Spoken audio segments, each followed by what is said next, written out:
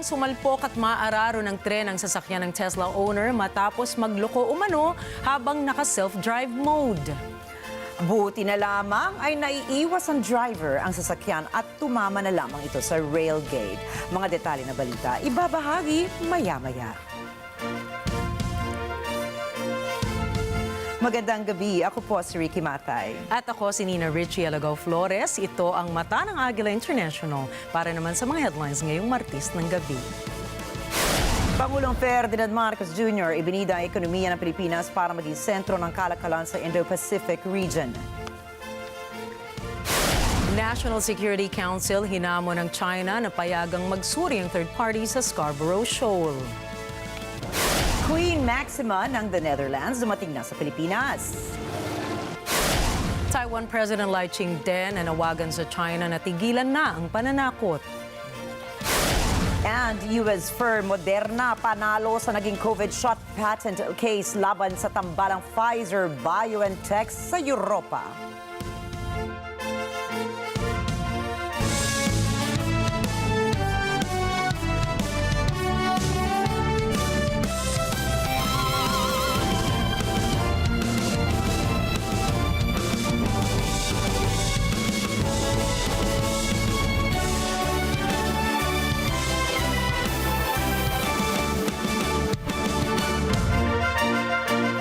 Ipinagmalaki ni Pangulong Ferdinand Marcos Jr. ang economic strengths ng Pilipinas para itanghal na maging key player sa Indo-Pacific region.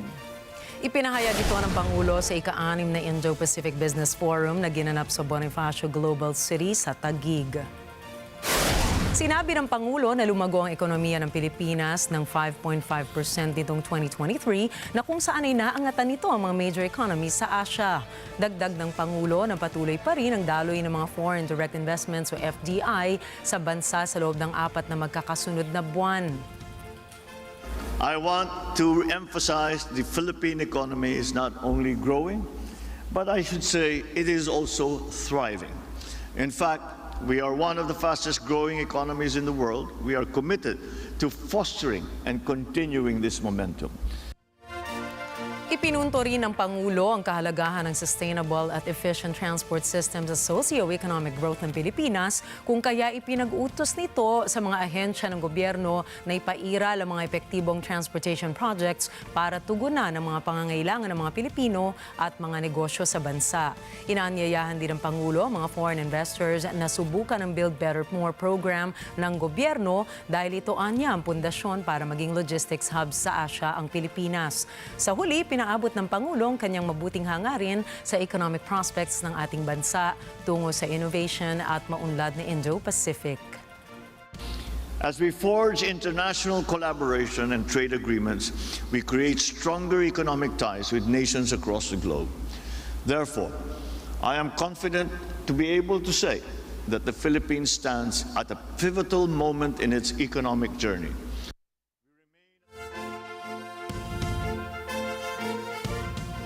Samantala, pinaigting pa ng Department of Trade and Industry o DTI at Department of Agriculture o DA ang price monitoring sa mga pangunahing bilihin at prime commodities.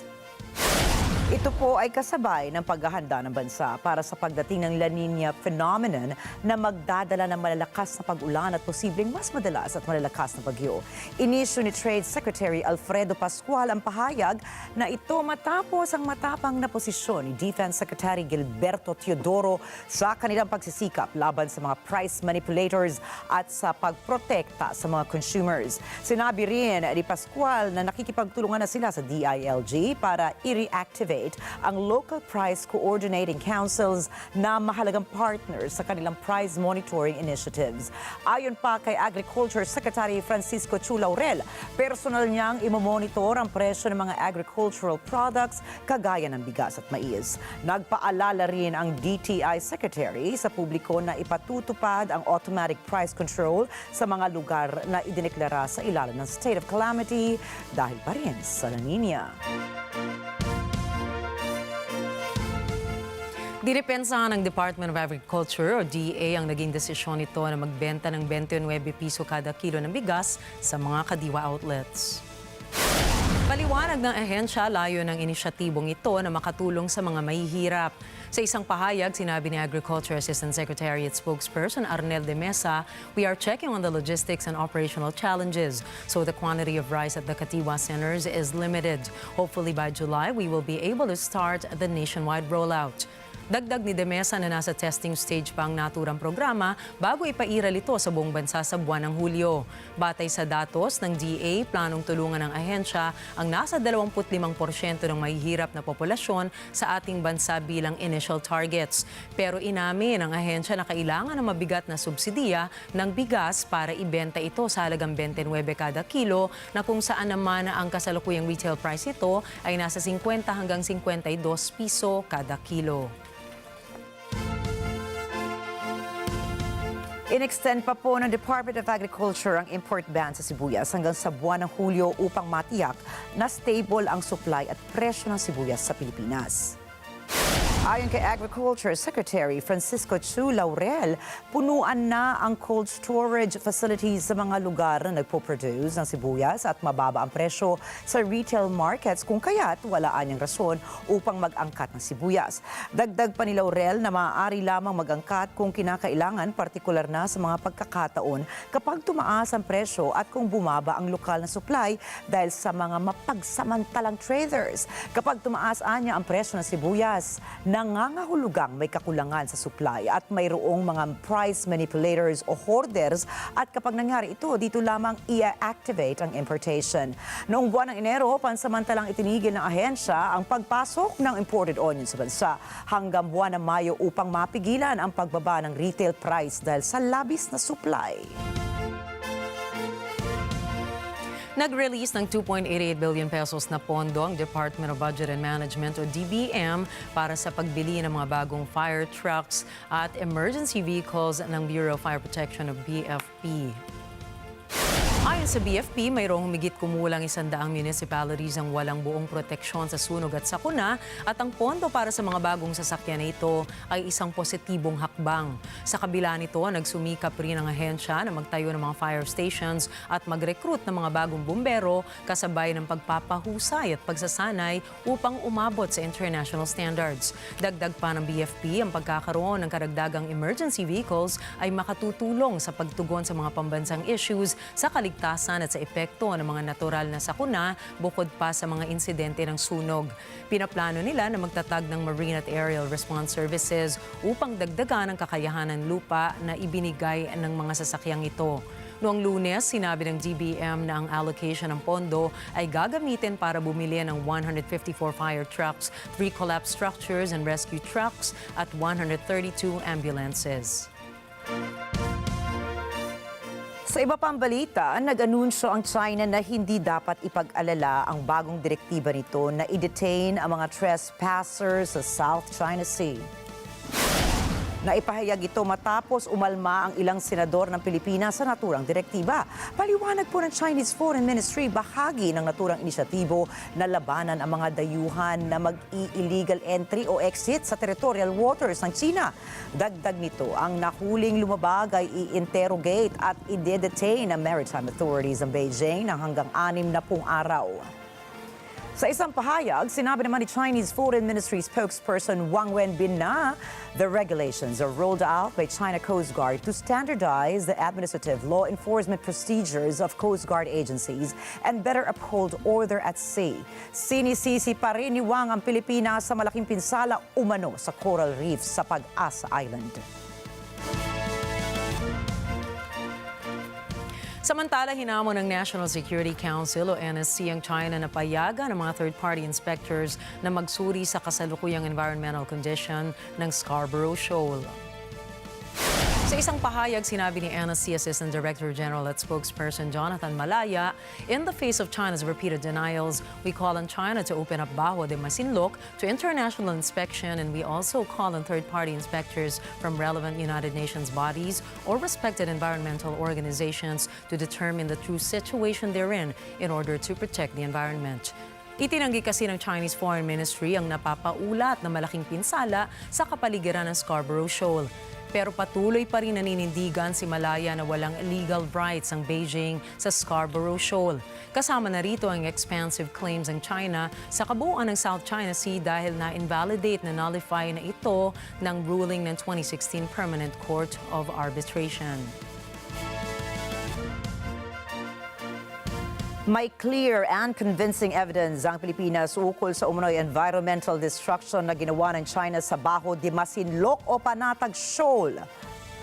Ayon po sa National Security Council o NSC, nakapagbigay ang Philippine Coast Guard na malinaw at kapanipaniwalang ebidensya na mula noong 2016 ay naobserbahan ito na nagbibit-bit ang mga mangingisdang Tsino ng maraming giant clams, sea turtles, puffer fishes, stingrays, top shells, eels, corals at iba pang marine animals. Iginiit ng NSC na maging ang desisyon ng Arbitral Tribunal ay sinabi nito na alam ng mga Chinese authorities na nangunguha ng mga marine animals ang mga mangingisdang Tsino sa dagat na sakop ng exclusive economic zone ng Pilipinas.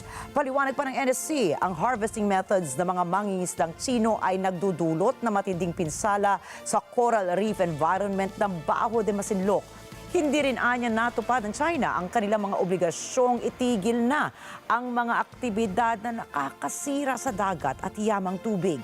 Sa ilalim po ng Convention on the International Trade in Endangered Species of Wild Fauna and Flora, ang mga giant clams at iba pang marine animals ay protected species. Nakakuha ang Pilipinas ng landmark victory noong taong 2016 laban sa China. Subalit, ayaw kilalanin ng China ang nasabing desisyon ng International Court.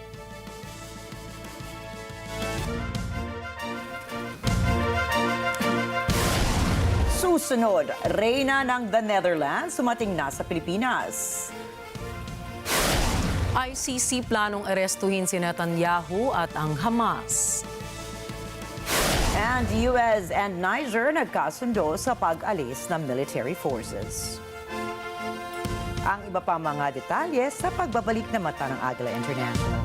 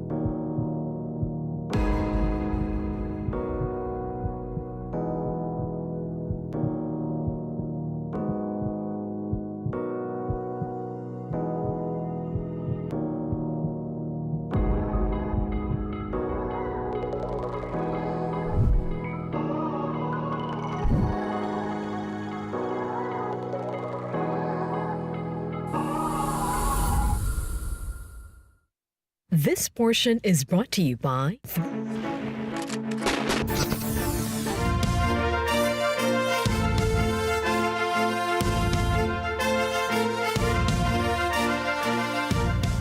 Dumating na sa Pilipinas si Queen Maxima ng the Netherlands.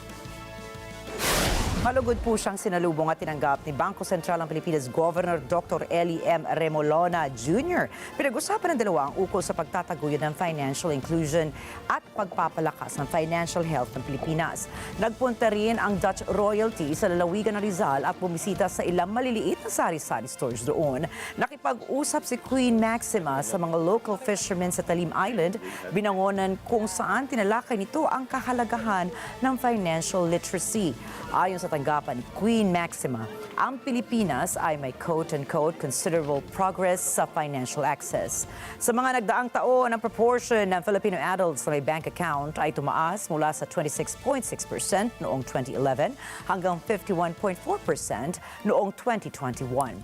Subalit, ayon sa World Bank Global Findex, sa pakabila ng pagtaas ng bilang ng mga Pilipinong may bank account, nananatili pa rin ang Pilipinas sa top 10 countries sa buong mundo na may pinakamaraming unbanked adults na tinatayang nasa 37.6 million.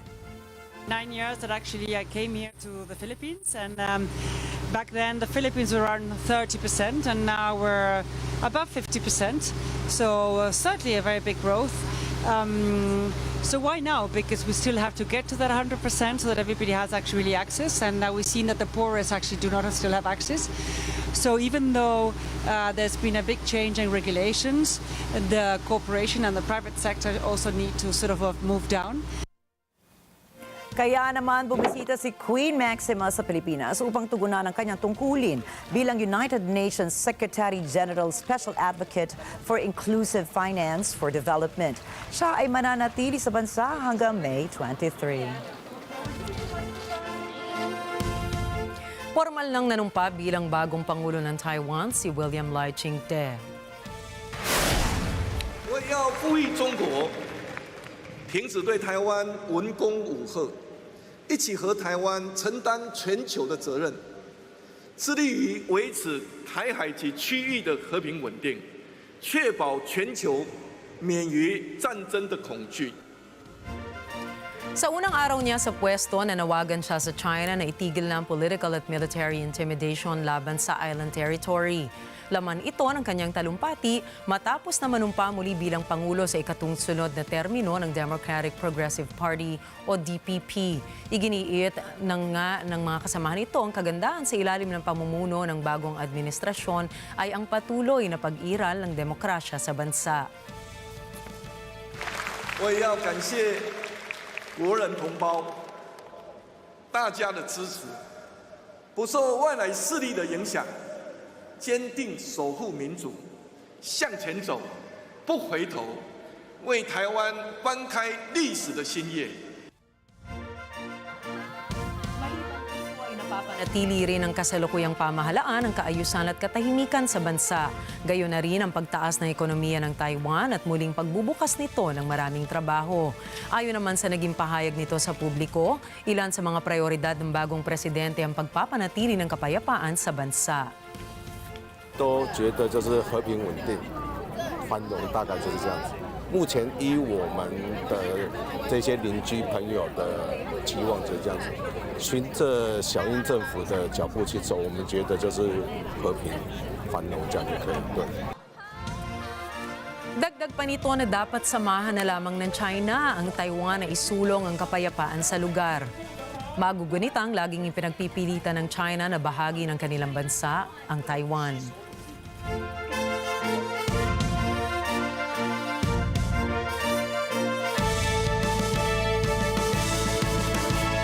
Nagpadala ang Australia at New Zealand ng mga eroplano sa New Caledonia upang ilikas ang kanilang mga citizens mula sa French territory na nakaranas ng isang linggong malulupit na kaguluhan.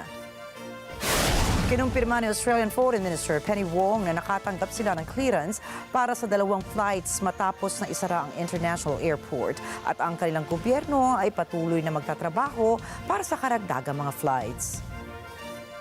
Nagdaos ng tawag ang mga foreign ministers ng New Zealand, France at Australia matapos sabihin ng New Zealand at Australia na naghihintay sila ng clearance mula sa mga otoridad ng France upang magpadala ng mga aircrafts para ilikas ang mga turista doon. Sa isang pagpupulong, nagkasundo sila sa mga kaayusan upang mapayagan ang mga turistang makauwi na. Tinatayang humigit kumulang 3,000 tourists ang stranded sa New Caledonia, kabilang ang mahigit 300 Australians at halos 250 New Zealanders. Naisip paaresto ng International Criminal Court sina Pangulong Benjamin Netanyahu, Defense Minister Yoav Gallant ng Iran at ang mga pinuno ng Hamas na suspetsang gumawa ng mga krimen sa gyera at krimen laban sa sangkatauhan. Narito ang report ni Michelle Verzonilla. Kasama sa mga isasampang kaso ni ICC Prosecutor Karim Khan sa Israel ang panggugutom sa mga sibilyan bilang armas ng gera at sadyang pagpatay simula noong 8 ng Oktubre 2023, isang araw matapos itong atakihin ng Hamas. That I have reasonable grounds to believe, on the basis of evidence collected and examined by my office, that Israeli Prime Minister Benjamin Netanyahu and Minister of Defense Yoav Gallant bear criminal responsibility for the following international crimes committed on the territory of the State of Palestine from at least the 8th of October 2023. The crimes include starvation of civilians as a method of warfare, willfully causing great suffering, serious injury to body or health or cruel treatment, willful killing or murder, and intentionally directing attacks against a civilian population, as well as crimes against humanity of extermination and or murder, persecution, and allegations of crimes of committing other inhumane acts. Samantala, inakusahan naman ni Khan ang mga pinuno ng Hamas ng pagpatay, gayon din ng karahasang sexual laban sa mga bihag nito simula ng pag-atake nito sa Israel noong 7 ng Oktubre 2023. Ito ay ilan lamang sa mga kasong isasampa laban sa mga nabanggit. Michelle Verzonilla para sa mata ng Agila International, Trusted, Connected, On Point.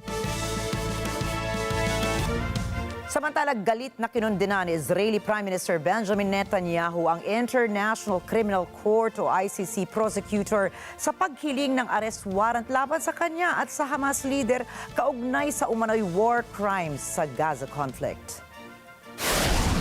The outrageous decision by the ICC prosecutor, Karim Khan, to seek arrest warrants against the democratically elected leaders of Israel is a moral outrage of historic proportions. It will cast an everlasting mark of shame on the International Court. Mr. Khan creates a twisted and false moral equivalence between the leaders of Israel and the henchmen of Hamas. Mariing tinutulan din ng PM ang pagkumpara sa anyay demokratikong Israel kumpara sa tinawag nito mass murderers. Una nang sinabi ni Chief ICC Prosecutor Karim Khan na walang reasonableng basihan upang paniwalaan na mayroong criminal responsibility si Netanyahu at kanyang defense minister. Matatandaang nag-ugat ang mga akusasyon laban sa Israeli at Hamas leader mula sa mga pangyayari ng October 7 ng nakalipas na taon kung saan inatake ng Hamas militants ang Israel na kumitil sa mahigit 1,000 katao at binihag ang nasa 200 individual sa Gaza habang sa panig ng mga Palestino nasa 35,500 ang napatay sa Gaza. התובע בהאג, באיזה חוצפה אתה מעז להשוות בין מפלצות החמאס לבין חיילי צה"ל, הצבא המוסרי ביותר בעולם? באיזה חוצפה אתה משווה בין החמאס שרצח ושרף וביטר וערף ואנס וחטף את אחינו ואחיותינו לבין חיילי צה"ל שנלחמים מלחמה צודקת שאין כמוה במוסריות שאין דומה לה. כך בדיוק נראית האנטישמיות החדשה. היא עברה מהקמפוסית במערב לבית המשפט בהאג. איזו בושה.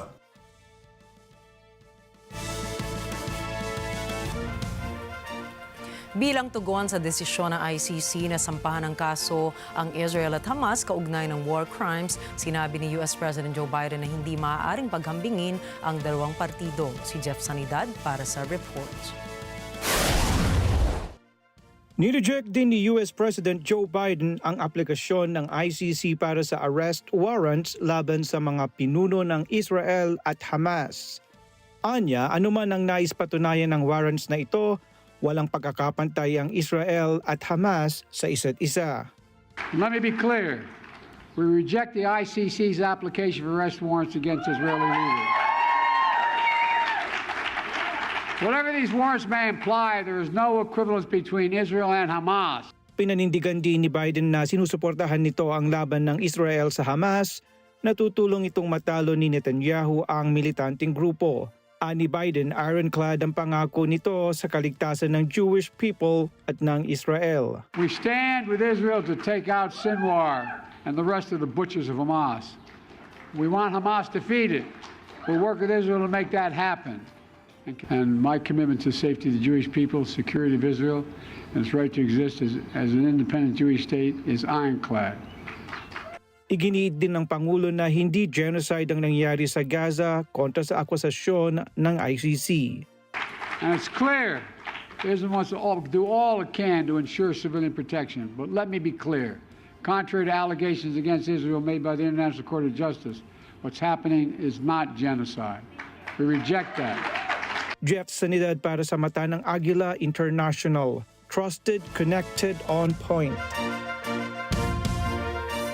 Isang araw matapos matagpuan ang mga labi ni Iranian President Ebrahim Raisi at mga kasama nitong nasawi sa helicopter crash, itinanggi ng Estados Unidos na may kinalaman ito sa trahedya.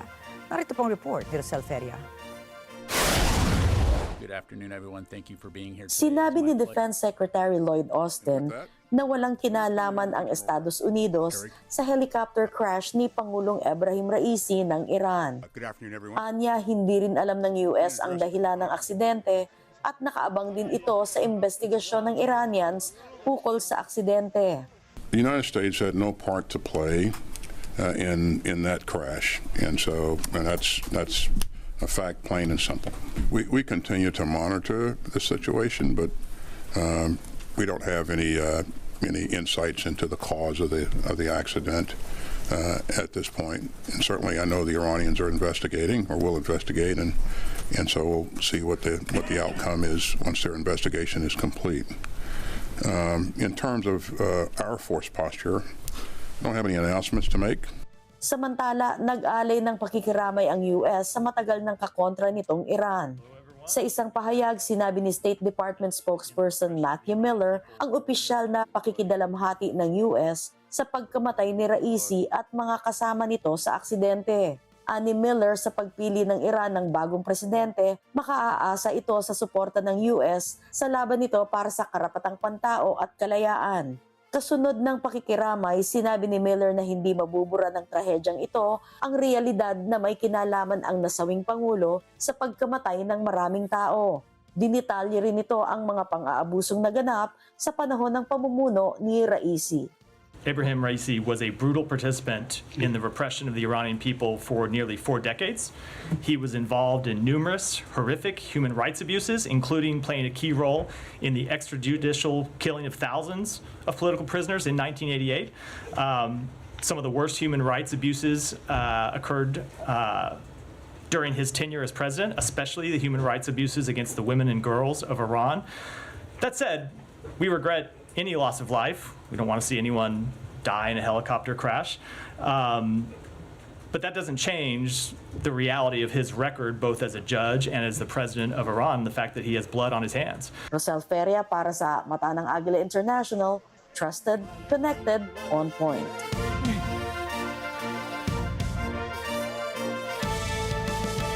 Bibili naman ang Saudi Group ng 105 Airbus planes sa sinasabing pinakamalaking kasunduan sa eroplano sa kasaysayan ng bansa.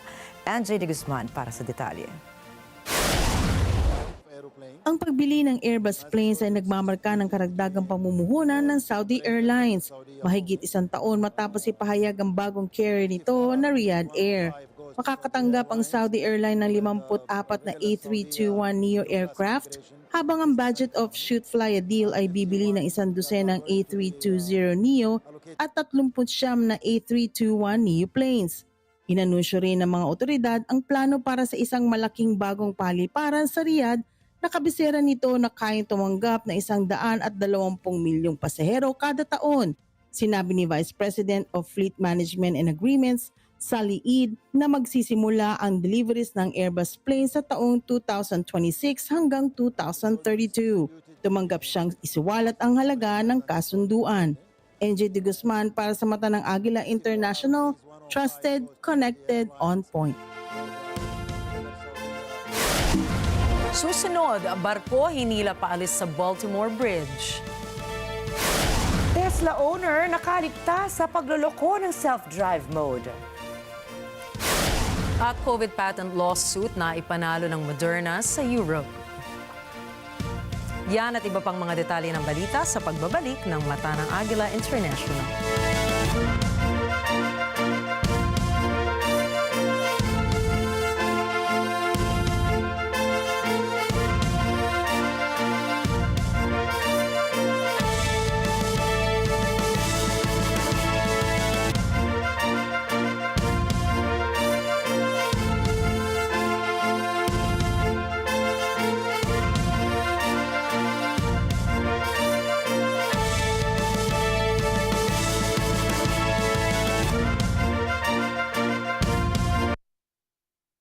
This portion is brought to you by Robic Builders. Alam namin ang iyong pagsisikap. Dama namin ang iyong mga sakripisyo. Kita namin ang pagharap mo sa bawat pagsubok. Kaya sa kabila ng mga hamon ng buhay, nandito kami para umalalay. Kasi katulad mo, gusto rin namin ang magandang bukas para sa kanya. Hatid namin ang dekalidad na edukasyon at makabagong pasilidad sa abot kayang halaga. Kaya huwag ka nang mangamba, sasamahan ka namin tuparin ang mga pangarap niya.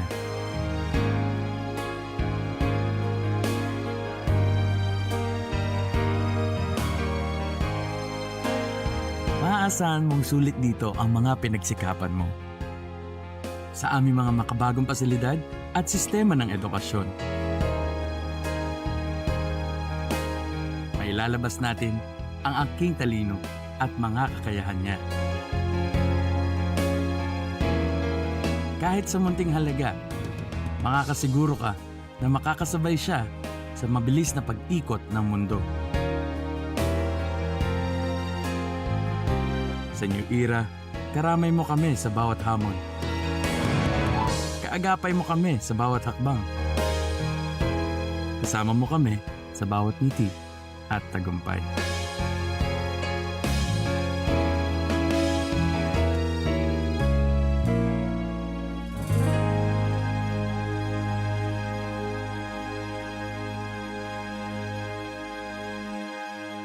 Magandang araw, magandang araw. Pag tumatanda ka na, you just wanna be very picky kung saan mo ilalagay yung oras mo. Pag nagtatrabaho tayo sa taping, ang ipinapalit ko dyan ay oras ko sa pamilya ko. And that's very precious to me. For me to trade that, dapat magugustuhan ko yung pagpupuntahan ko. Diba? Mahilig naman ako sa pera, ate, pero hindi ko ipalit ang peace of mind ko. Ay, totoo naman. At abangan niyo po ang episode ko, of course, on Magandang Araw. That's 3 to 4 p.m. Saturday on Net 25. Let's get together sa Net 25. Sa Net 25. Mas isang beses, binisita ni Douglas MacArthur ang lolo ko dito sa bahay namin. I shall return. Babalikan niya tong ashtray na to. Wow, may historical value. Oo. Tumaan ka ng sidewalk? Traffic dun sa may kalsada, dun sa sidewalk, dire-diretso Pwede bang kalimutan mo muna yung negosyo? Pansinin mo muna yung mga puso namin. Ay, di ko naman mabebenta yung mga puso niyo. Iba rin talaga to. Ano akala mo? Porket matanda ako may kasalanan, ganon? So sabihin mo, mainipin ako, wala akong pasensya? Tita, mali yun ha. Ang tawag na sa'yo, kamote driver. Kamote? Gusto niyo ng kamote? Let's get together sa Net 25. Sa Net 25. Hi guys, it's me, Jameson Blake. O, diba? Di mo akalain, di ka pa And this Saturday, we'll be cooking Kapampangan dishes, syempre from my hometown, Pampanga, and I'm sure manya-manya.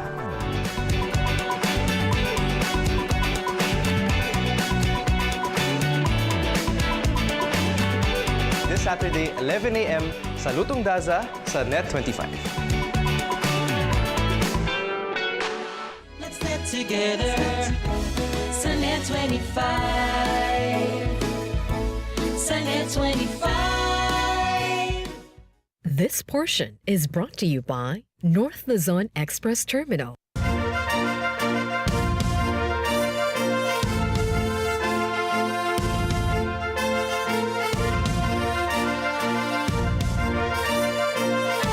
Miss Universe! Miss Universe! Universe 2013 is Miss Universe. Miss Universe 2015 is Miss Universe is Miss Universe. Miss Universe is Miss Universe. Miss Universe. Miss Universe is Miss Universe! Miss Universe! Universe 2013 is Miss Universe. Miss Universe.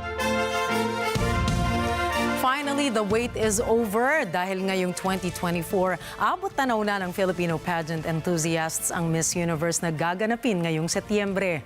Bukod sa iluluklok na Miss Universe Philippines 2024, 4 pang korona ang maaaring masungkit ng mga piling kandidata katulad ng Miss Supranational, Miss Charm, Miss Eco International at Miss Cosmo Philippines ngayong Mayo. Ngunit sa likod ng prestihiyosong patimpalak na ito, ano nga ba ang mayroon sa Miss Universe? Paano nagsimula ito at bakit nga ba patok na patok ito at iba pang beauty pageant sa napakaraming Pilipino? Kung usapang pageant din lamang, hindi pa dadaig ang Pilipinas lalo na sa pangunguna ng mga Filipina Trailblazers na nagtaguyod ng reputasyon ng Pilipinas sa pageantry sa world stage. Noong 1963, unang natunghayan ng Pilipinas sa Miss Universe sa katauhan ni Lane Bennett kung saan nakamit nito ang third runner-up. Ang kauna-unahang Pilipina naman na nakasungkit ng corona ay walang iba kundi si Gloria Diaz noong 1969. Sinundan naman niya ni Margie Moran matapos ang 4 na taon noong taong 1973.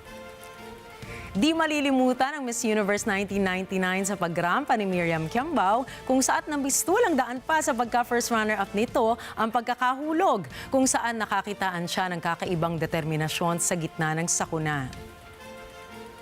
Sinundan ito ng Miss Universe 2000 kung saan ang inyong pong lingkod ay nagbandera ng Filipina Beauty sa international beauty scene. Minarkahan ng Miss Universe sa nasabing taon ang pagpapanukala ng boses ng kababaihan sa kabila ng mga protesta laban sa naturang pageant sa labas ng venue nito sa Cyprus. Pero hindi man po ako pinalad makapwesto ng taong yon, patuloy ko namang ibinabangon ang korona ng bansa sa ibang larangan gaya na nga ng sining at dito po sa pagbabalita. Noong 2010 naman, major ang kaganapan sa Miss U stage nang ihayag ni Venus Ra ang sikat na sagot niya sa Q&A portion na nagpanalo sa kanya bilang 4th runner-up. Hindi man nakuha ng noong 22-year-old na beauty queen ang corona, ang taong 2010 ang naging simula ng sunod-sunod na pagpasok ng Pilipinas sa top 5 bilang runners-up magpahanggang 2020 po yan. Colombia!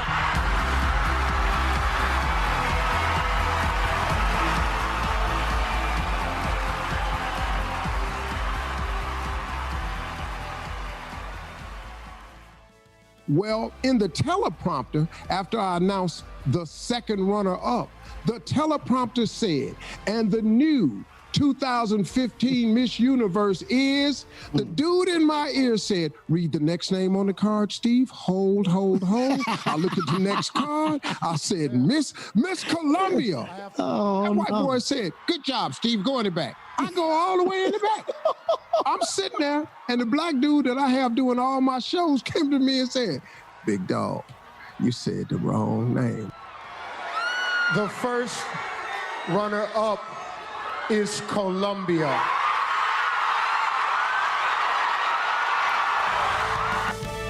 Nako, kaya naman sumikat ang hashtag Colombia Zoned sa Miss Universe 2015 na ipinanalo ni Pia Wurtzbach matapos na maling inanunsyo ng host na si Steve Harvey si Miss Colombia Ariadna Gutierrez bilang Miss Universe. Sa kabila ng mga batikos, isiniwalat ni Harvey sa podcast na Comedy Gold Mines na magkaiba ang nakalagay na pangalan sa teleprompter at ang pangalang iniutos sa kanyang basahin sa stage. Ano't ano pa man, nanatiling confidently beautiful with a heart si Pia Wurtzbach. Namayagpag naman ang hashtag Lava Walk sa internet sa pagrampa sa runway ni Miss Universe 2018 Catriona Gray, suot ang kanyang lava gown na inspired ng sikat na bulkang Mayon sa Albay. Tiningala bilang standard ng mga netizens at pageant enthusiasts ang flawless na pakikipagtagisan ni Gray sa Miss Universe stage. Ngunit katulad ng lahat ng timpalak, ang Miss Universe ay mayroon ding fair share ng mga kontrobersiyang tanyag din sa buong universe. Isa sa mga unang kontrobersiya ay noong 1951 sa Estados Unidos kung saan tumangging isuot ni Miss America Yolande Beth Fox ang swimsuit na disenyo ng brand na Catalina Swimwear. Bunsod nito ay tinuldukan ng swimwear brand ang partnership nito sa Miss America at gumawa ng sariling timpalak kung saan maaari nitong i-promote ang sarili. Kaya naman noong June 1952 sa Long Beach, California, isinilang ang kauna-unahang Miss Universe pageant kung saan kinoronahan si Army Helena Kusela mula Finland bilang first ever winner nito. Mula noon, laman na ng timpalak ang maraming mga iconic at memorable moments na nagbigay ng aliw sa mga Pilipinong manonood at pageant enthusiasts sa iba't ibang bahagi ng mundo. Noong 2019, kumalat sa internet ang video ni Miss Peru, Aniela Grados, kung saan siya umandi lasing sa isang party kontra sa pamantayang pinanghahawakan ng Miss Universe. Dagdag pa rito ay nakusahan ng Miss Peru organization si Grados ng hindi pagsunod sa expected demeanor na naging dahilan ng kanyang pagkakatalsik sa Miss Universe. Noong nakaraang taong 2023 naman, kabi-kabilang reklamo sa social media ang inabot ng Miss Universe pageant mula sa netizens na nagsasabing luto raw ito pabor kay Miss Universe 2023 Arboni Gabriel. Ito ay matapos na akusahan din ng ilang mga kandidata na luto ang pagkakapanalo ng half-American candidates sa Miss USA.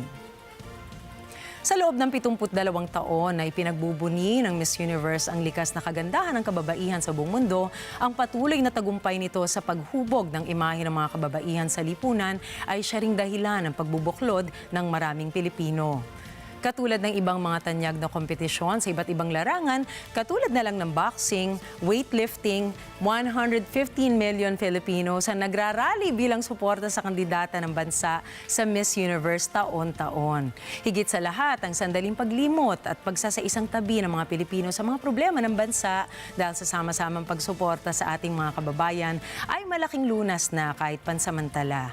At isang patotoo rin na mayroon pa rin tayong pagkakaisa. Ilan sa mga dahilan kung bakit panalo sa puso nating mga Pilipino ang mga patimpalak gaya ng Miss Universe. And I thank you. Sa iba pa mga balita, halos 2 buwan matapos itong sumalpok sa Baltimore Bridge, hinila na finally ang cargo ship pabalik sa daungan.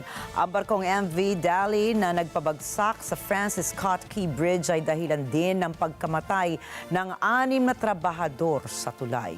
Rosie Papa Angeles para sa karagdagang detalye. Ang mga imaheng nakikita nyo ay ang operasyon kung saan hinihila ng tugboats patungong Marine Terminal ang MV Dali palayo mula sa mga labi ng nawasak na Francis Scott Key Bridge. Ayon sa Key Bridge Response Unified Command, tumagal ang operasyon humigit kumulang 21 oras. Dagdag pa nito, naiangat ang Dali mula sa high tide at nagsimulang hilahin papuntang Baltimore Port bandang alas 7 ng umaga sa Maryland. Nakasakay sa barko ang crew nito. Ayon dito, kinailangan ng operasyon ng tulong ng Coast Guard, US Army Engineers, Maryland Environment Department at iba pang ahensya. Bago ang paghila sa Dali, ilang linggo itong nakaharang sa isa sa pinakaabalang daungan ng Amerika mula nang ito'y sumalpok sa tulay noong 26 ng Marso. Rose Papa Angeles para sa mata ng Agila International, trusted, connected, on point. Kamuntikan lang sumalpok at maararo ng tren ng sasakyan ng Tesla owner matapos magloko umano sa gitna ng self-drive mode. Kita sa video ng dashcam ni Craig Doty II, umaandar ng tuloy-tuloy ang sasakyan hanggang sumulpot ang isang tren sa harapan ng Tesla car. Buti na lang ay naiiwas ni Doty ang sasakyan at tumama na lang ito sa railgate. Ayon sa ulat ng responding emergency service crew, nasa mabuting lagay naman na raw si Doty. Matagal nang humaharap sa maraming lawsuit ang kumpanyang Tesla mula sa mga parokyanong nagsasabing ang autopilot feature nito ay palyado na naging ugat naman sa mga disgrasya sa kalsada.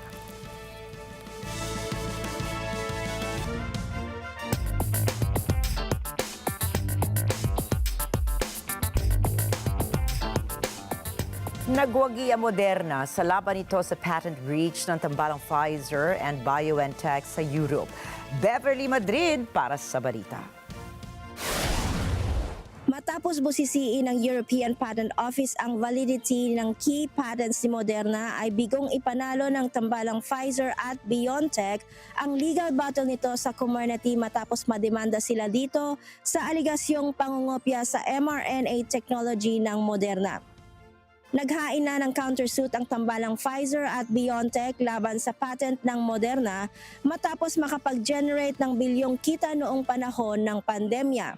Ipinahayag naman ng Pfizer ang pagkadismaya nito sa naging resulta ng paglilitis at sinabing ikokonsidera ang lahat ng posibleng legal option dito at maaaring umapila ito sa naging desisyon ng korte. Samantalang hindi naman natinag ang posisyon ng BioNTech na invalid ang patent ng Moderna sa Europe. Bumaba naman ng 1.2% ang stocks ng BioNTech at 1% naman sa stocks ng Pfizer. Beverly Madrid from London, United Kingdom para sa mata ng Agila International, trusted, connected, on point.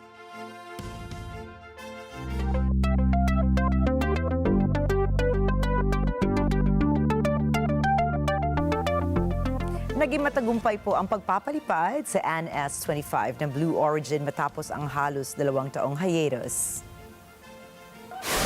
Pinilipad ang New Shepard rocket sa private ranch ng Blue Origin sa West Texas sa kayang 6 nitong parokyano na sina Mason Angel, Sylvain Chiron, Kenneth Hez, Carol Shaler, Gopi Thotakura at Ed Dwight. Lumipad ang NS-25 crew sa bilis sa 2,000 miles per hour at dumating sa Kármán Line o ang boundary sa pagitan ng atmosphere ng Earth at ng outer space. Ayon sa mga pasahero, naranasan nila ang ilang sandaling lumutang habang pinapanood ang nakakaantig na view ng Earth mula sa cabin window.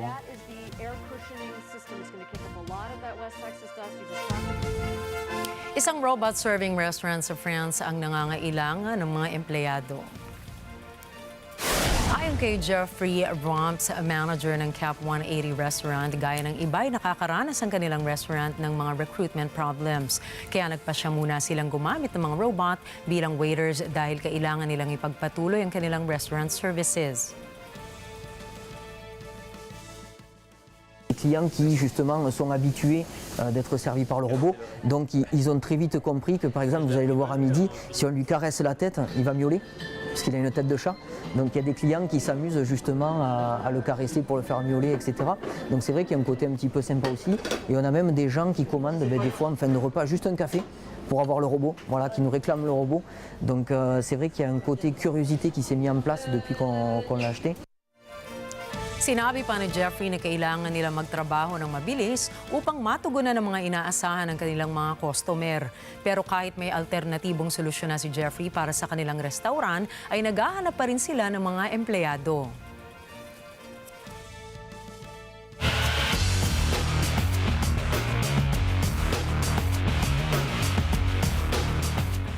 Naibenta sa halagang 762,400 pounds o 56,018,407 pesos ang kontrata ni football star Lionel Messi na nakasulat lamang sa isang tissue.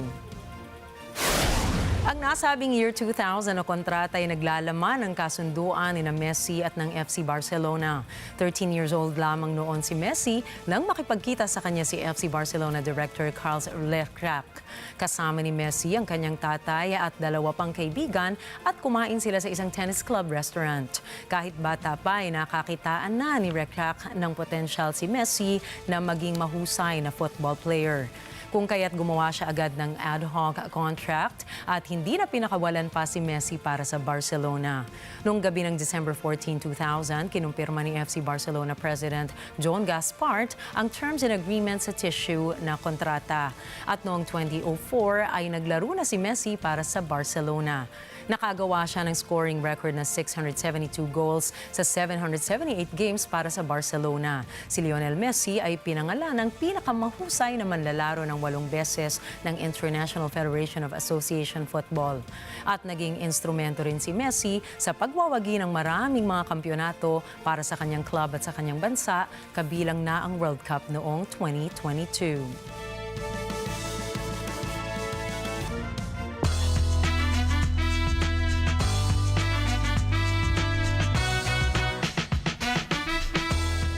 Nagdesisyon na ang OpenAI na ihinto ang paggamit sa boses ng ChatGPT sa aktres na si Scarlett Johansson dahil sa kumakalat na problema. Ayon po sa OpenAI, inaayos na nila ang issue sa boses ni Johansson na kabilang sa 5 boses na maririnig sa ChatGPT. Dagdag pa nila, nag-ugat ng problema sa mga katanungan na naririnig ng mga users sa tuwing pipili sila ng audio options gamit ang boses ni Johansson. Naglabas naman ng mensahe si Johansson kung saan sinabi niyang kinausap siya ng CEO ng OpenAI na panatilihin ang kanyang boses sa system ng ChatGPT kung saan agad niya rin itong tinanggihan. Giit niya ay pumayag lamang ang OpenAI na tanggalin ang kanyang Sky Voice matapos niyang kumuha ng abogado na nagpadala naman ng kasulatan na naglalaman ng ilang detalye sa sitwasyon ni Johansson.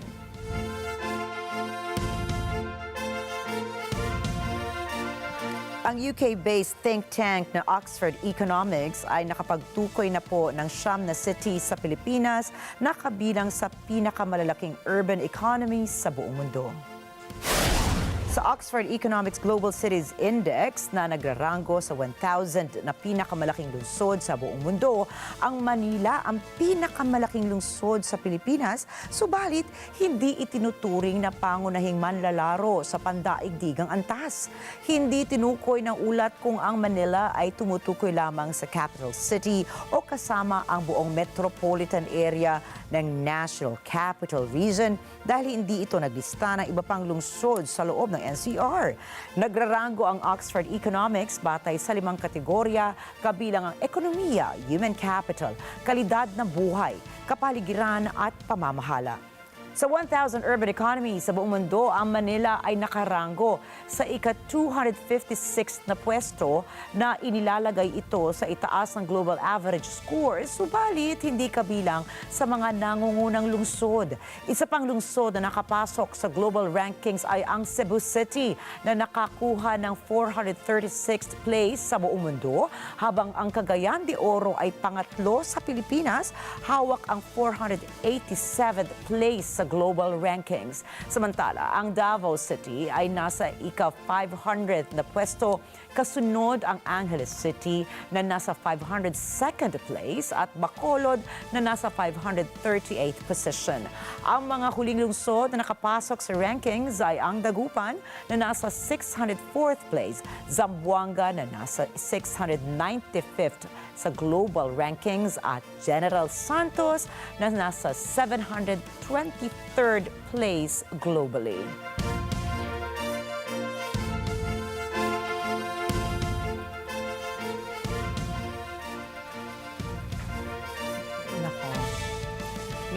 May sasabihin ka, meron Ricky, nga, diba? actually, na-excite ako dyan. Yun nga, parang ikaw ba mauna o ako? Oo nga, sige. Umpisa na natin. Tama. At bago po matapos ang buwan ng Mayo, may gaganaping journalism event dito po sa Quezon City. Tama ka naman dyan, Ricky. At alam ko nga, may kinalaman ito sa communication synergy sa pagitan ng mga estudyante, tas mga educators, tsaka mga practitioners.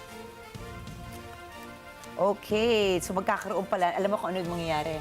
It's the first National Summit on Journalism by no other than the New Era University Center for Journalism in collaboration with the College of Communication. Ayan. Tama. Nakaka-excite kanina kasi di ba kinakwento ko pa lang sa'yo. Yun nga yung kanina, sakto.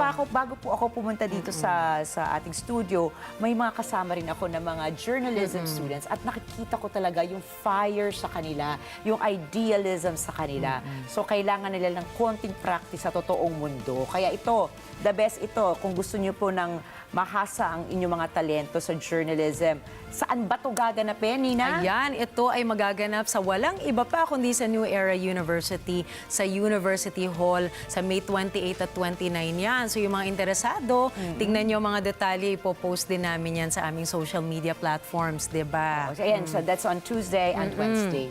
Yes. So talaga, it's meant to be talaga, diba? Saktong pinag-uusapan nga natin. Tsaka tama yan, sabi mo nga punong-puno ng ninga sa mga journalism students. So ito, isang pagkakataon yan para lalo pang mapahusay itong mga aspiring journalists natin. Yun. O ayan, ako, mas marami na tayong magiging journalists in the future. Excited at isang for way it. po yan talaga. Kaya punta na po kayo sa New Era University on Tuesday and Wednesday. For the details po, abangan niyo po yan sa aming social media accounts, sa aming Facebook at Instagram. Ayan, at syempre, bago po ang lahat niyan, tandaan na narito kami para maghatid ng balita sa amang dako ng mundo. Muli ako po si Ricky Matay. At ako naman, si Nina Richie Alagao Flores. Ito pa rin ang mata ng Agila International. Para sa mga balitang nangyari sa iba't ibang panig ng mundo, punta naman tayo kay Alma Angeles para sa Net 25 World News. Take it away, Alma.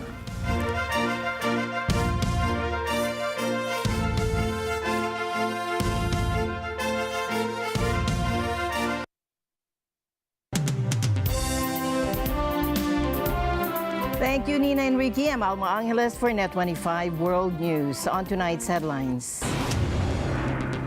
The ICC has announced it's pursuing an arrest warrant for Israeli Prime Minister Benjamin Netanyahu over his actions in Gaza, raising questions about his parallel with Hamas leaders. How will Iran's government handle the tragic deaths of the president and foreign minister in a helicopter crash? And what challenges lie ahead for the ruling hardliners during this volatile period in West Asia? Near Naples, Italy, dozens of families were evacuated after a series of strong earthquakes, including a 4.4 magnitude tremor, part of a seismic swarm of over 150 tremors. In Heathrow, UK, members of the Iglesia Ni Cristo organized a neighborhood cleanup, bringing together cheerful volunteers armed with tools and determination.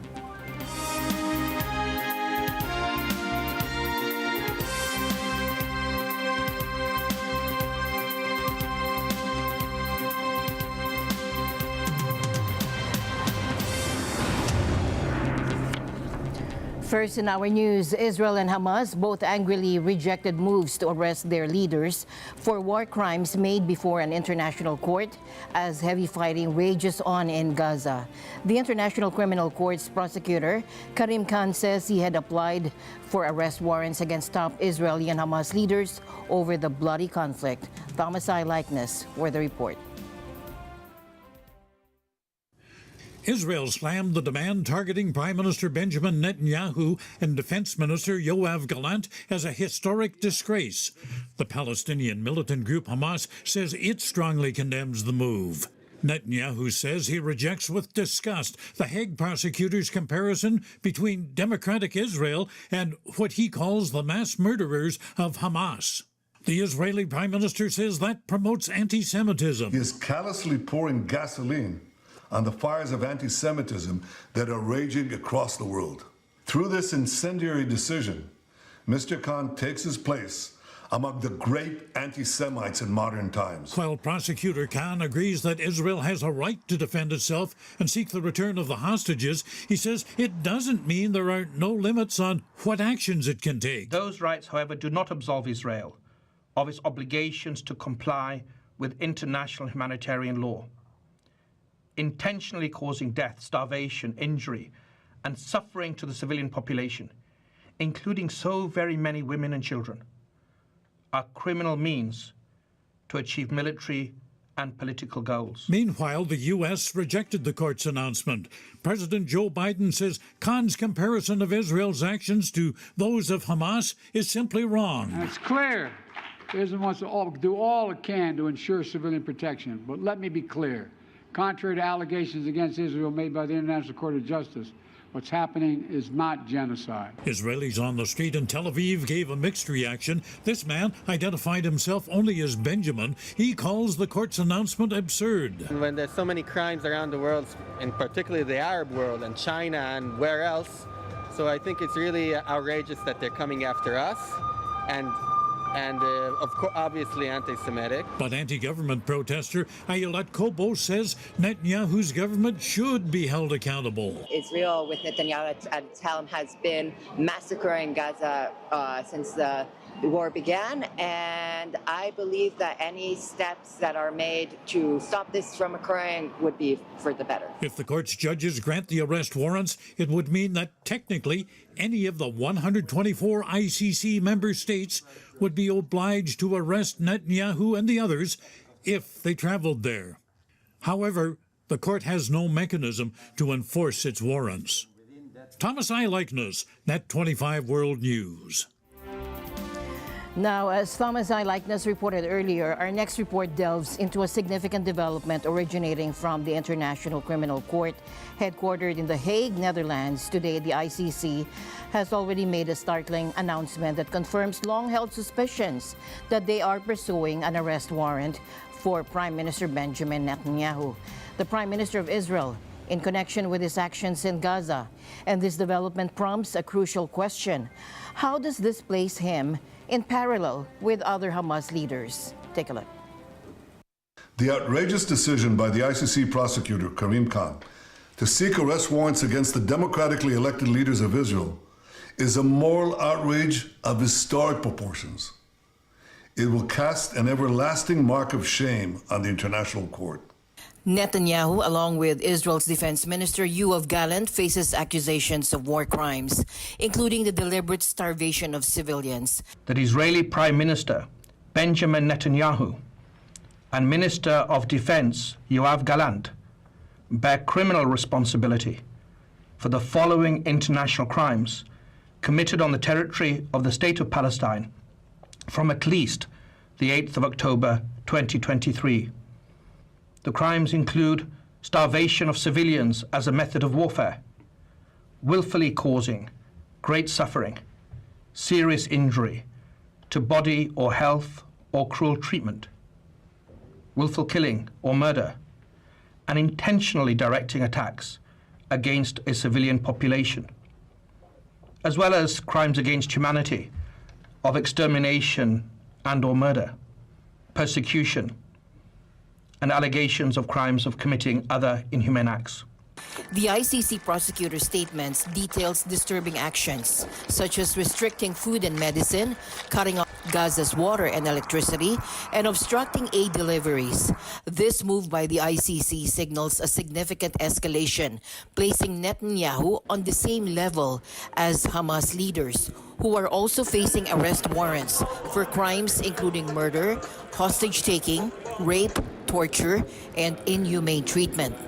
Sinwar, Deif, and Haniya not only planned and instigated the crimes committed on the 7th of October 2023 in our submission, they also acknowledged their responsibility through their own words and by their actions. They are charged both as co-perpetrators and as superiors. However, it's important to note that the ICC's request for an arrest warrant isn't an immediate guarantee of Netanyahu's arrest. Israel doesn't recognize the ICC's authority and may not comply with any warrant issued. Mr. Khan creates a twisted and false moral equivalence between the leaders of Israel and the henchmen of Hamas. This is like creating a moral equivalence after September 11th between President Bush and Osama bin Laden, or during World War II between FDR and Hitler. Additionally, Netanyahu could face travel restrictions to the 124 countries that recognize ICC rulings, potentially impacting his international mobility. Nonetheless, if an arrest warrant is issued, it could profoundly affect Netanyahu's legacy, placing him alongside the leaders of Hamas in the eyes of the international community. We now turn to Iran and the tragic developments there. A helicopter crash has resulted in the death of their president and foreign minister. Now, the chopper went missing yesterday, and yesterday we learned that the worst has been confirmed. And Iran has declared 5 days of mourning, but insists the government will continue operating without disruption. And this will be a significant test for the hardliners who rule the country, as they must quickly find a successor to navigate Iran through one of the most volatile periods in West Asia. Take a look. Tonight, as we recount the events of the last 24 hours, we look ahead to the challenges facing Iran. And we begin with some of the final moments of President Ebrahim Raisi, captured on video by Iranian state TV. The helicopter crashed on Sunday while President Raisi and his team were in northeastern Iran, in East Azerbaijan province near the border. They were returning from a high-profile event, a dam opening, attended by Azerbaijan's President Ilham Aliyev. And this was Raisi's last official act as president. The chopper went down in the Daymar protected area, a wildlife corridor along Iran's border. 9 officials were on board, including the president, Foreign Minister Hossein Amir Abdullahian, a governor, a cleric, and 5 close aides. Tragically, no one survived the crash, and their deaths were announced by Iranian state TV, with a statement honoring President Raisi's service. بسم الله الرحمن الرحیم اللهم صل علی محمد و آل محمد و عجل فرجهم. ما رو با اولین بخش خبری مشروع 31 اردیبهشت 1400. Details of the crash are still emerging. The area is hilly and covered by dense forest, and the weather was poor, with thick fog possibility contributing to the accident. The Iranian press reports that Raisi's chopper made a hard landing, raising questions about potential malfunctions. The helicopter, a Bell 212, is an American model over 4 decades old, likely bought before the Islamic Revolution during the Shah's rule. While fit for official transport, its age and the impact of Western sanctions on maintenance and parts may have compromised its safety. Iran's Supreme Leader Ayatollah Ali Khamenei has assured the nation that the government will continue its work without disruption. مردم عزیزمون، چه شما که اینجا نشستید، چه کسانی که بعداً عرایض ما رو میشنون، مطمئن باشن که هیچ اختلالی در کار کشور به وجود نمیاد. Officials have been busy with their work very strongly since this evening after hearing the news of the incident. Israel has been cautious too when the announcement came today. Israeli officials were quick to distance themselves, stating they had no role whatsoever in the crash. What about the U.S.? Here's Matthew Miller, a spokesperson for the U.S. State Department. Ebrahim Raisi was a brutal participant in the repression of the Iranian people for nearly 4 decades. He was involved in numerous horrific human rights abuses, including playing a key role in the extrajudicial killing of thousands of political prisoners in 1988. Some of the worst human rights abuses occurred during his tenure as president, especially the human rights abuses against the women and girls of Iran. That said, we regret any loss of life. We don't want to see anyone die in a helicopter crash. But that doesn't change the reality of his record, both as a judge and as the president of Iran, the fact that he has blood on his hands. And here is Lloyd Austin, the U.S. Defense Secretary. The United States had no part to play in that crash, and that's a fact, plain and simple. After Iran's ultra-conservative president Ebrahim Raisi's death on Monday, expect continuity in Iranian national and foreign policies. That is according to Alex Vatanka, director of the Iran program at the Middle East Institute. Well, some of the most important issues that the rest of the world cares about, Iran's nuclear program, what Iran does in the region, and so forth, the Iranian position on Israel, the United States. So these issues are so strategically sensitive for the regime that is essentially the president is one voice among many voices, but the most important voice is not that of the president, it's that of the supreme leader, Ali Khamenei, and the generals in the Revolutionary Guards, who are essentially leading Iranian regional policies, Iranian missile production, the nuclear program, and so forth. International reactions have been swift, with leaders from the UAE, Russia, China, the European Union, and the Philippines expressing condolences.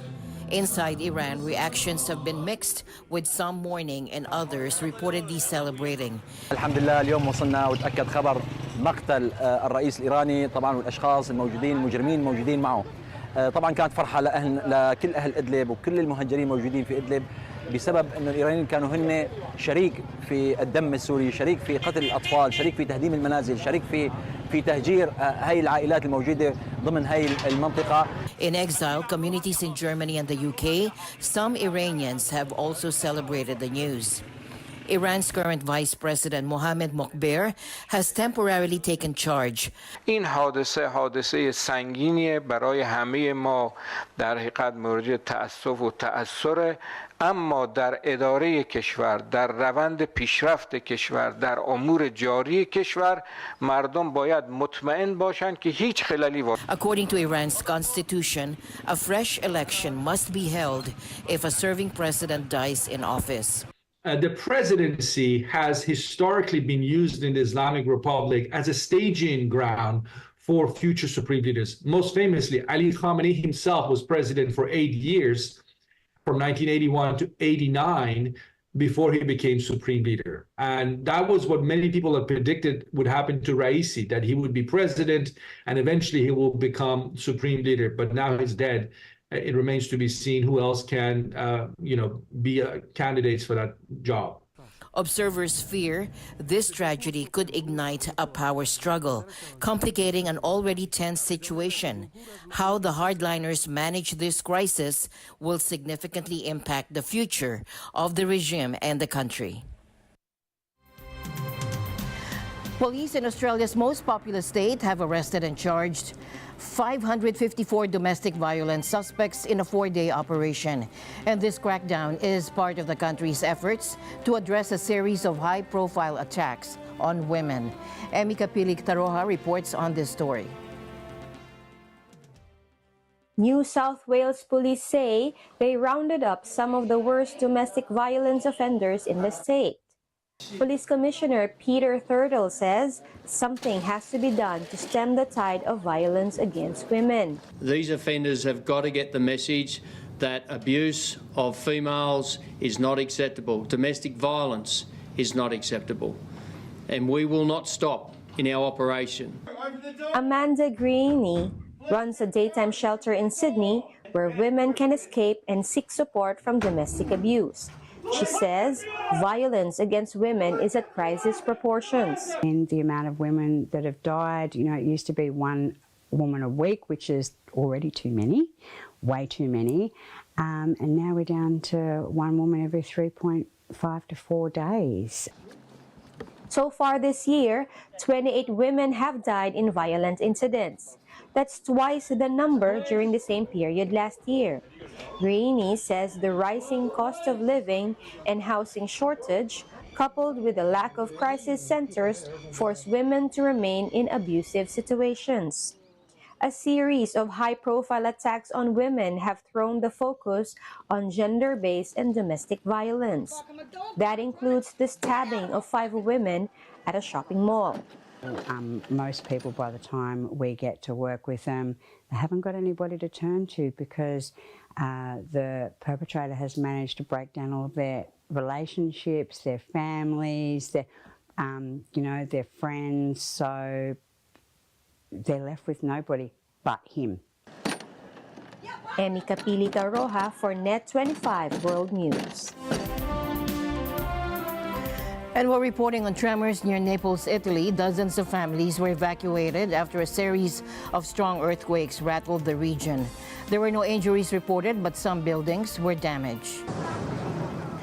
The strongest quake measured 4.4 magnitude and was part of a seismic swarm that included over 150 tremors. And officials say this is the most powerful swarm in 40 years. The town of Pozzuoli near Naples was particularly affected. Many residents felt the tremors and rushed outside. Authorities evacuated 39 families from buildings deemed unsafe, and they set up shelters for those displaced. Sono mesi ormai che viviamo questa condizione di paura e soprattutto in questa zona, il Viale Cappuccini, come hai potuto inquadrare, ci hanno chiusi dal 6 dicembre con questi lavori. Dal 6 dicembre ad oggi se hanno lavorato 15 giorni su questa strada assai, ci hanno Schools were also closed today for inspections. Pozzuoli sits on a large volcanic caldera, so tremors are not uncommon. However, the recent activity has caused concern. Officials are now urging residents to stay calm, but to be prepared. Taiwan's new President Lai Ching-te met with former U.S. Secretary of State Mike Pompeo in Taipei on his first day in office. 要感谢 Pompeo 国务卿长期以来对台湾民主的支持，以及对于提升台美关系的贡献。 Laid out a vision for your country and for its place in the world and the important role it has globally and the deep importance of the relationship between your country, Taiwan, and my country, the United States. Your reaffirmation of Taiwan's commitment to peace and dignity and prosperity and strength will make Taiwan a great global citizen, as has always been. And I wanted to say to the Taiwanese people, you had a successful election. I am excited to see what's ahead of you. Meanwhile, China expressed strong dissatisfaction and opposition over U.S. Secretary of State Antony Blinken's congratulations to President Lai. Chinese Foreign Ministry spokesman Wang Wenbin announced at a regular press briefing that China has lodged a formal complaint with the U.S. 做法严重违反一个中国原则和中美3个联合公报，严重违背美方所做仅与台湾地区保持文化、商务和其他非官方关系的政治承诺，向台独分裂势力发出严重错误信号。中方对此强烈不满，坚决反对，已向美方提出严正交涉。 Beijing considers Democratic Taiwan part of its territory and hasn't ruled out the use of force to bring it under its control. Washington switched diplomatic recognition from Taipei to Beijing in 1979, but it has remained Taiwan's most important partner and biggest arms supplier. Blinken's statement came as China said Monday it would sanction 3 U.S. defense companies over their sales of arms to Taiwan. U.S. President Joe Biden sent a delegation, including former National Economic Council Director Brian Deese and ex-Deputy Secretary of State Richard Armitage, to Taipei for the inauguration. More than 40 other countries, including Japan and Canada, also sent delegations. 8 heads of state who recognized Taiwan were also present. And coming up, Prime Minister Lawrence Wong announced that Singapore has intensified security measures following a recent attack on a Malaysian police station. Plus, in Heathrow, UK, members of the Iglesia Ni Cristo organized a neighborhood cleanup, bringing together cheerful volunteers armed with tools and determination. All these and more when we come back.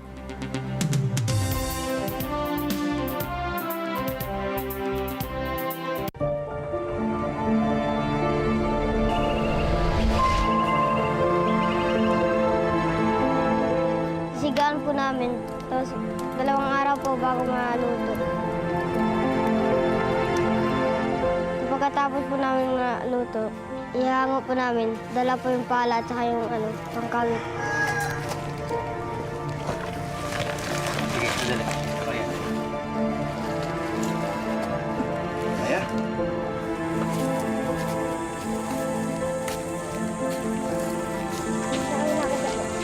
Kiri yun.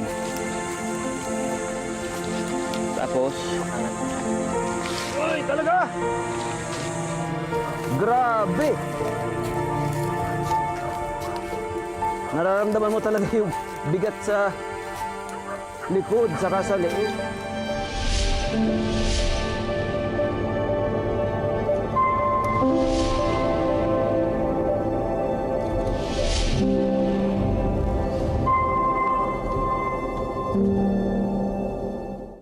Let's live together. Sunnet 25. Sunnet 25.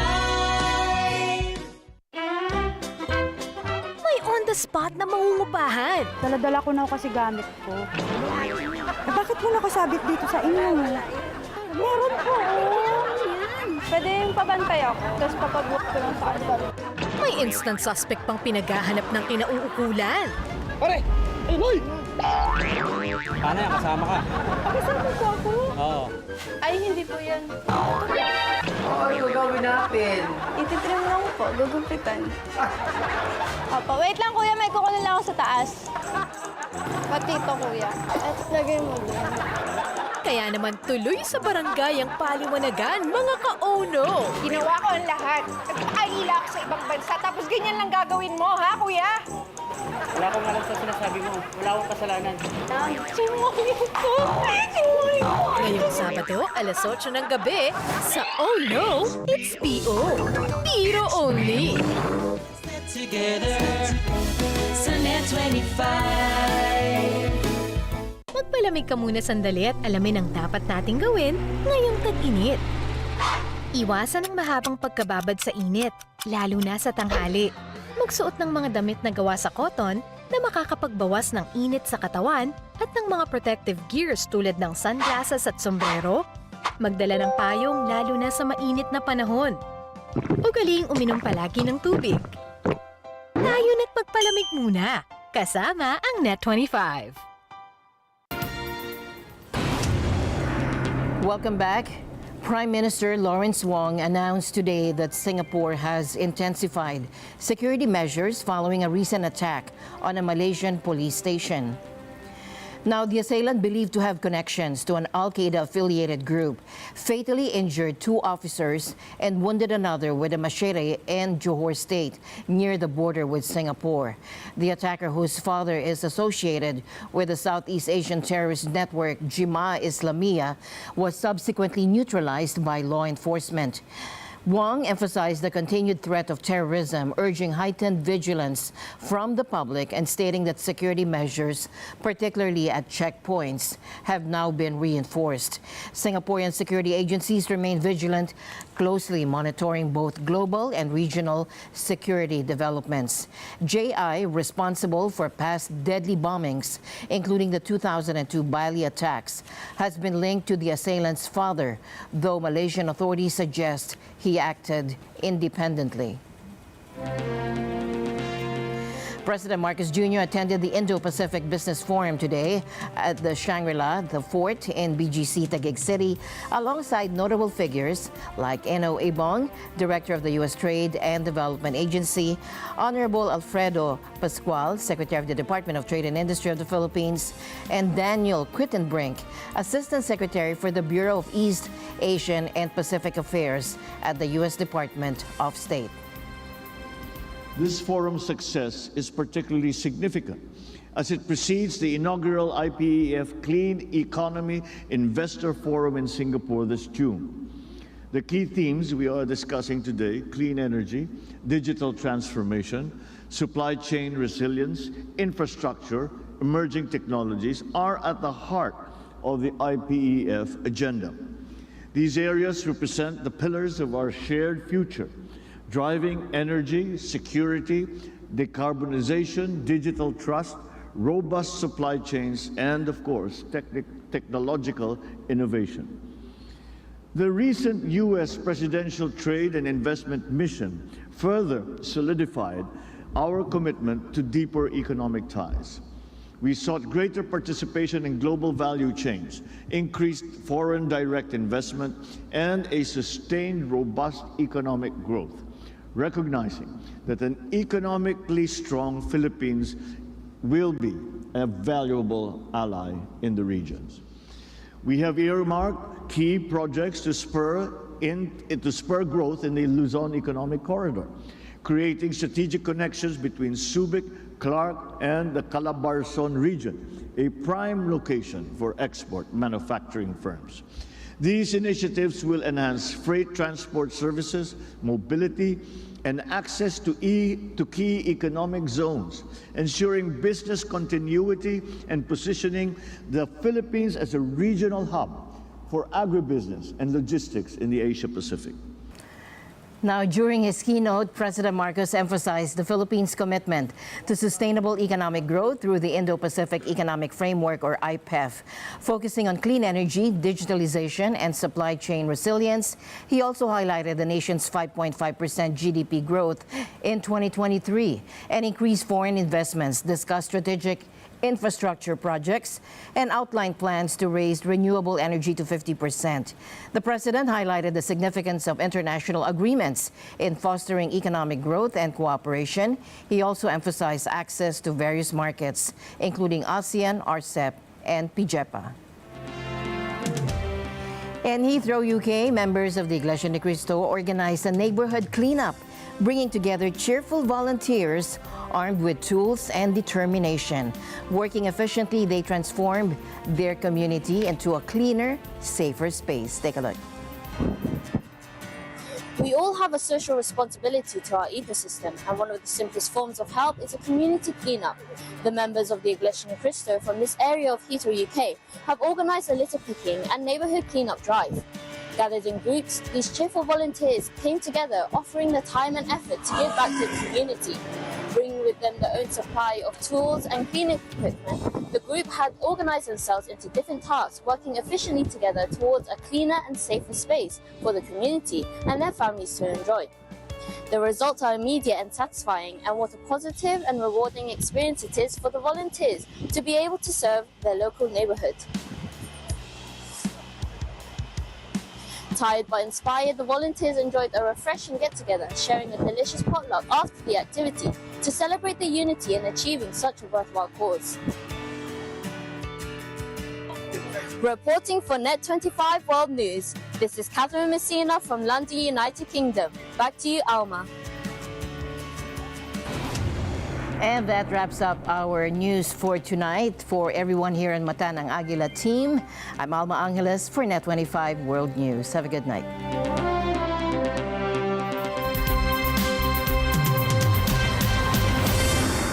This program